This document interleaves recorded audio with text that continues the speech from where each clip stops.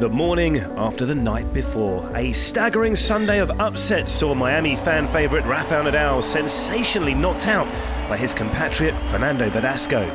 Today, I didn't have the game. He deserved to win more than me. With an out-of-sorts Stan Wawrinka and the returning Jo-Wilfried Tsonga also out, the top half of the draw would hope for a calmer day when the third round resumed at the Miami Open, presented by Itaú.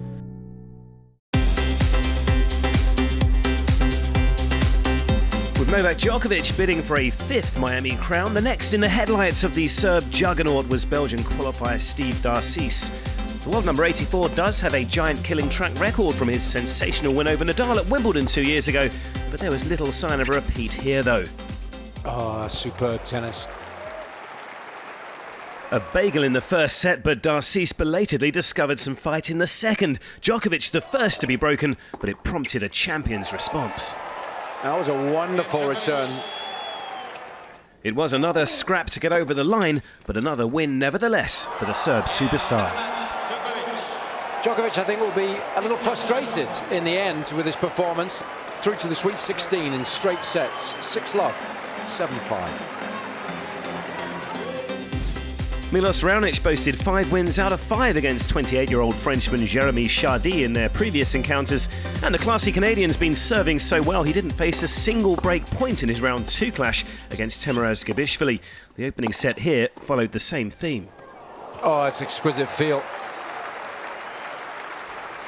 In a position of dominance, though, complacency can sometimes be your own worst enemy. Oh, yes, he picked that serve beautifully, didn't he? Having missed the chance to serve for the match, somehow the world number 6 allowed his rival a foothold. A tiebreak would decide it, but Raonic was able to dig deep. Well played by Raonic.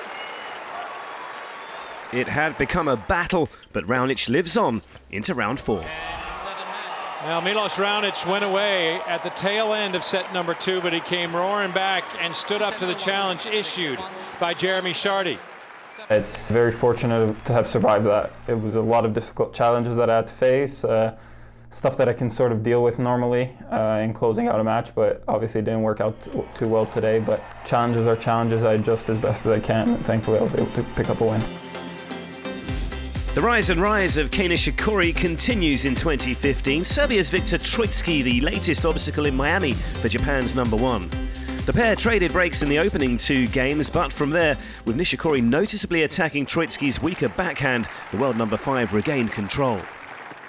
Like the warm breeze drifting across Key Biscayne, Nishikori was cruising through this increasingly one-sided contest. Kei Nishikori just a couple ticks past the 1 hour mark, and he posts a straight sets victory. Troicki, no match today. David Ferrer has made a typically tenacious start to the year, 3 titles already, and tellingly just 2 matches lost. Lucas Rosal lined up against the Spanish Terrier, and although this was a straight sets victory for Ferrer, it was a tight contest. The world number 7 taking 5 match points to finally see this one out. With dusk falling over Key Biscayne, it was the turn of the only remaining local star to return to the fray under the lights on Stadium Court. John Isner facing a Grigor Dimitrov, hoping to rediscover his fine 2014 form. It was, as expected, a hard-fought battle. Little to choose between the two, and no breaks of serve. The opening set was destined for a tiebreak. That's the way to finish it off. Excellent set of tennis, that's. The home hero was set to the good then, and Isner continued to dictate proceedings in the second. This time there were 2 breaks of serve for the American.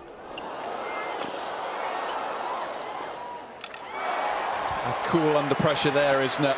Knowing what was on the line. And after that, there was no way back for Dimitrov. That'll do nicely.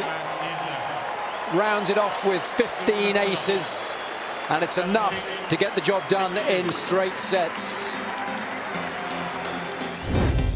So we are down to the Sweet 16 in Florida. The 4th round gets underway on Tuesday as the competition heats up at the Miami Open.